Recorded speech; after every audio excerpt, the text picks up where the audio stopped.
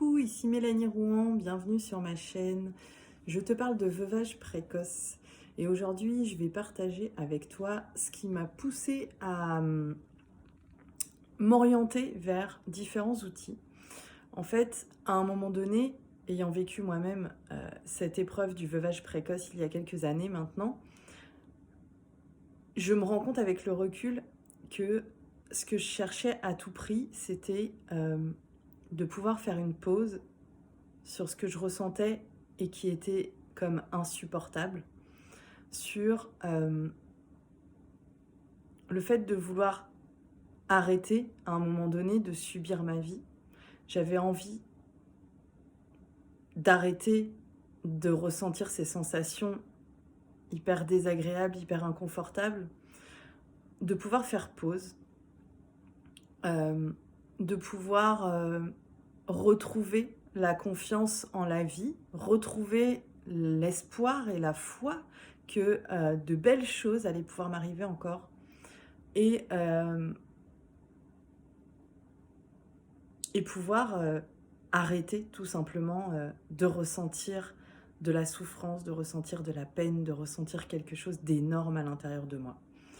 Ce sont ces choses-là qui m'ont poussée à aller vers certaines pratiques que je développe un peu régulièrement sur cette chaîne et sur mes réseaux, à savoir le yoga, la pratique d'autres activités sportives. Je fais un peu de course à pied, je fais du pilates, et puis des activités un peu plus ressourçantes comme la méditation. Et en fait, je m'aperçois avec le recul que ce que je recherchais, c'était vraiment... Enfin non, d'ailleurs je le savais sur le moment, hein. Je recherchais vraiment un endroit de paix, un endroit... Quand je dis un endroit, c'est pas un lieu qui existe physiquement, c'est que je recherchais un espace à l'intérieur de moi dans lequel je pouvais justement accéder à ce bouton pause et ressentir cette espèce de paix, tu vois, cette espèce de confiance en la vie. Et c'est ce qui m'a poussée vers ces activités-là. Euh, Chacun est libre de mettre en place dans sa vie les actions qu'il souhaite pour aller vers l'apaisement, pour aller vers le mieux-être. Moi, je partage ici ce qui m'a été utile personnellement sur mon chemin. Et dans cette vidéo, j'ai envie de parler aussi plus précisément de la lecture. La lecture fait partie des outils vers lesquels je me suis orientée pour aller nourrir, voilà, pour aller nourrir cet espace de paix que j'étais en train de créer petit à petit à l'intérieur de moi. Donc, j'ai créé cet espace à travers les différentes pratiques que je viens de citer. Et parmi elles, il y avait donc la lecture. Et lire des ouvrages d'auteurs que je trouvais particulièrement inspirants, ça a été hyper enrichissant parce que, en fait, il y a des personnes qui ont quand même un réel talent pour mettre des mots sur des choses qu'ils ressentent, sur des choses qu'ils vivent, sur des choses qu'ils expérimentent.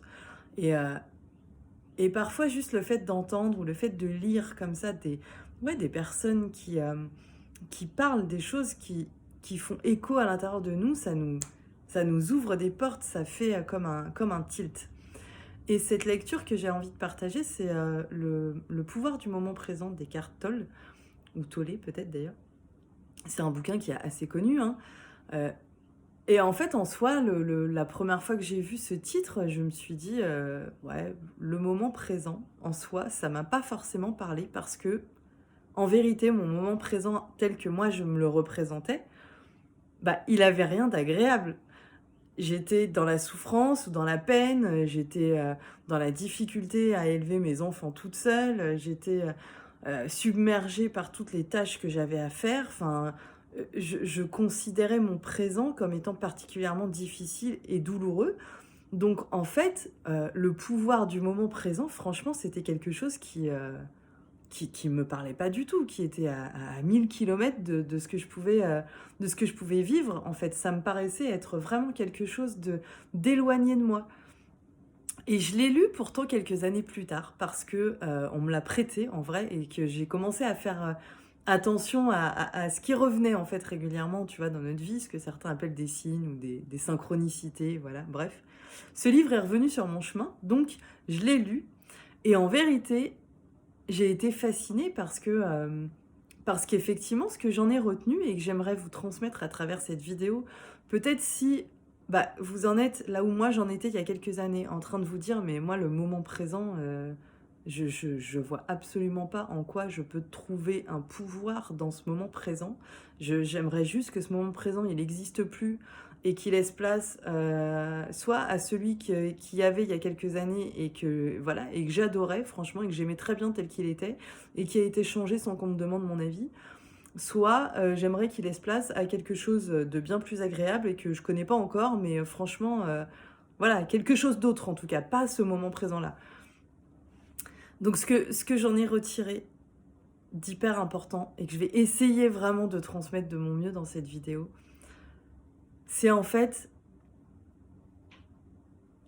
qu'on a la capacité de revenir dans le moment présent. Et quand il utilise, l'auteur, cette expression d'être dans le moment présent, c'est finalement de ne pas se laisser embarquer par le flot de pensées qui nous ramène dans notre situation de douleur et de deuil, on va dire, hein, et de veuvage précoce particulièrement, ne pas se laisser embarquer par ce flot de pensées qui nous ramène forcément à un sentiment, à une émotion douloureuse, à une émotion de tristesse.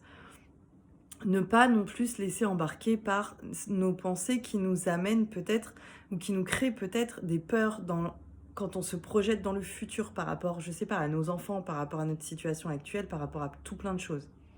En fait, revenir dans le moment présent, c'est finalement juste ressentir notre corps. C'est juste, par exemple, tout simplement, prendre le temps de respirer là, sentir l'air passer, juste ça en fait. Ça peut être se concentrer sur le bruit qu'on entend dans la pièce dans laquelle on se trouve. Ça peut être se concentrer sur les bruits qu'on entend à l'extérieur de la pièce. C'est juste ça en fait, revenir dans l'instant présent. Et c'est tout bête, mais qu'est-ce qui se passe finalement quand on revient dans l'instant présent? Eh ben, on arrive, exactement comme ce que je disais au début de cette vidéo, à nourrir cet espace de paix, parce que l'espace d'un instant, on va porter notre attention sur ce qui se passe maintenant, et non pas sur ce qui s'est passé. Et dans notre situation de deuil, dans notre situation de veuvage, ce qui va nourrir notre tristesse, on est d'accord que voilà, hein, c'est la tristesse, le chagrin est une phase essentielle du deuil, indispensable. Voilà, elle est là, c'est ok. Mais là, dans cette connexion au moment présent, finalement, on va ne pas aller nourrir ces pensées qui, elles, peuvent nourrir justement notre chagrin. D'accord? Et ça peut nous permettre de nous offrir une parenthèse à cette douleur, à cette difficulté.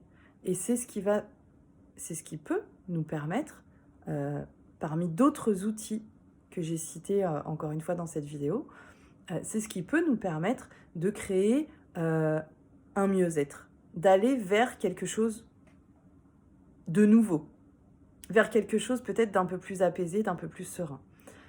C'est vraiment, s'il y avait une seule chose que je pouvais partager par rapport à ce livre, le pouvoir du moment présent, c'est ça.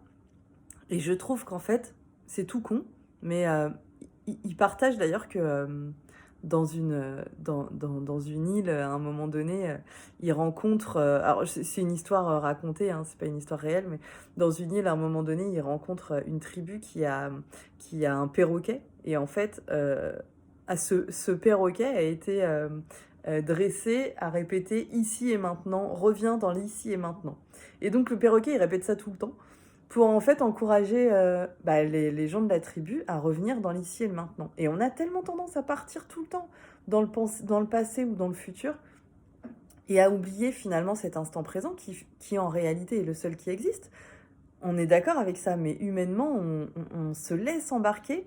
Et donc d'avoir un perroquet, là, de créer ce perroquet dans notre tête qui nous rappelle tout le temps de revenir dans l'ici et le maintenant, finalement, ça peut être un outil qui peut vraiment fonctionner pour nous permettre de créer des moments d'apaisement et puis aussi de finalement profiter en prenant un peu de distance avec notre douleur, avec notre chagrin, de profiter aussi de ce qui se passe dans l'ici et le maintenant, et souvent avec nos enfants, avec peut-être d'autres relations qui sont dans notre entourage, avec des collègues, avec voilà.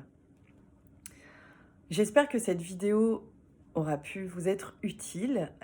N'hésitez pas à liker, à partager si vous pensez que ce message peut aider d'autres personnes autour de vous, et puis surtout pour m'aider à diffuser ce message d'espoir, de soutien et de rassemblement auprès des femmes qui vivent un veuvage précoce. Merci beaucoup, à bientôt. Bisous.